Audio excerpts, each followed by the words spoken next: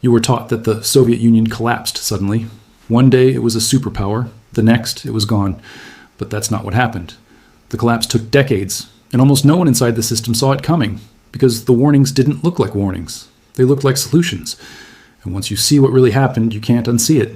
Welcome to the Wealth Timeline, where money, power, and history quietly shape the world around us.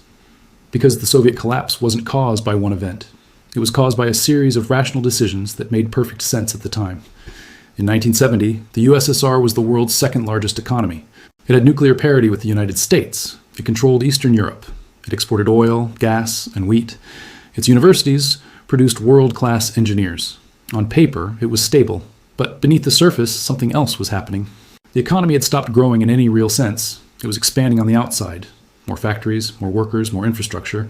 But productivity per person was flattening. And the leadership's response was always the same. Pour more resources into the system. What no one noticed was the cost.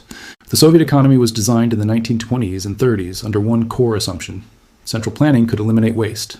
If the state controlled all production, all distribution, all pricing, then inefficiency would vanish. And for a time, it worked. The USSR industrialized faster than almost any nation in history. It built steel mills, dams, cities. It defeated Nazi Germany. It launched Sputnik. But the system was never designed to adapt. It was designed to execute a plan. And once the easy gains were made, building factories, moving peasants into cities, copying Western technology, the model began to ossify. By the 1970s, Soviet planners were managing over 24 million individual product lines. Every price, every quota, every input was decided in Moscow. Innovation slowed. Feedback loops disappeared. The economy became a performance, not for consumers, but for planners. It worked, but only under conditions that would not last. To maintain the illusion of growth, the USSR did what every faltering system does. It scaled up. More oil extraction, more military spending, more subsidies to satellite states. In the 1970s, oil prices spiked. The USSR became one of the world's largest oil exporters. Revenue poured in. The leadership used it to mask inefficiency, importing food, buying Western machinery, funding client states from Cuba to Angola. But this created a hidden dependency. The Soviet economy was no longer growing through productivity. It was growing through extraction. And internally, cracks were forming. Factories reported meeting quotas, but the products were often unusable. Farms reported record harvests, but the grain rotted in transit. Workers showed up, but absenteeism and alcoholism were epidemic. The stronger the system appeared, the more it relied on temporary solutions. The stronger it became, the harder it was to stop. In 1979, the Soviet Union invaded Afghanistan. It was supposed to be quick, a stabilization mission to protect a friendly government. It became a 9-year war that drained billions of rubles, killed over 15,000 Soviet soldiers, and demoralized an entire generation. At the same time, oil prices collapsed in the mid-1980s. The USSR had been earning over $20 billion per year from energy exports. By 1986, that figure had been cut in half. The leadership tried to compensate. They borrowed from the West. They printed rubles. They cut rations. But the real problem wasn't the war or the oil price. It was that the system had no mechanism to course correct. Soviet factories couldn't pivot. Managers couldn't innovate. Workers couldn't leave bad jobs.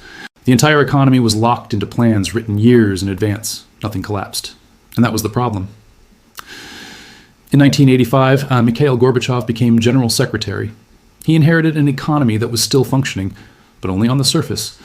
His solution was glasnost and perestroika, openness and restructuring. The idea was simple. Allow criticism, decentralize decision-making, introduce limited market mechanisms. It seemed reasonable. But what Gorbachev didn't anticipate was that the Soviet system was not just rigid, it was held together by rigidity. Once people could speak openly, they didn't ask for reform. They asked why the system existed at all. Once republics could make local decisions, they didn't ask for autonomy. They asked for independence. Once businesses could set prices, the entire fiction of central planning collapsed. By 1989, the Berlin Wall had fallen. By 1991, the USSR was dissolved. Not because of a coup, not because of war, because the system, when exposed to even modest transparency, could not justify itself. From this point on, the outcome was no longer optional. The collapse of the USSR was not equally distributed. The Communist Party elite, the nomenklatura, saw what was coming. They began converting political power into economic power. State assets were privatized, often at absurd discounts. Oil fields, factories, banks, sold to insiders. Within a decade, Russia had one of the highest rates of wealth inequality in the world. Meanwhile, ordinary citizens saw their savings evaporate. Pensions became worthless. Life expectancy dropped.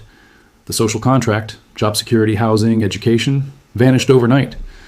The shift wasn't from communism to capitalism. It was from one form of elite capture to another, and the warning signs had been visible for years, not as disasters, but as rational adaptations to a system that had stopped working. You don't need to believe America is collapsing to see the parallels. You just need to ask, what happens when productivity decouples from expansion? What happens when problems are solved with scale instead of efficiency? What happens when institutions can't course correct because admitting failure would destabilize the system? The USSR didn't collapse because it was evil. It collapsed because it couldn't adapt. History doesn't repeat events, it repeats incentives. And the signals are never as dramatic as you think until they are.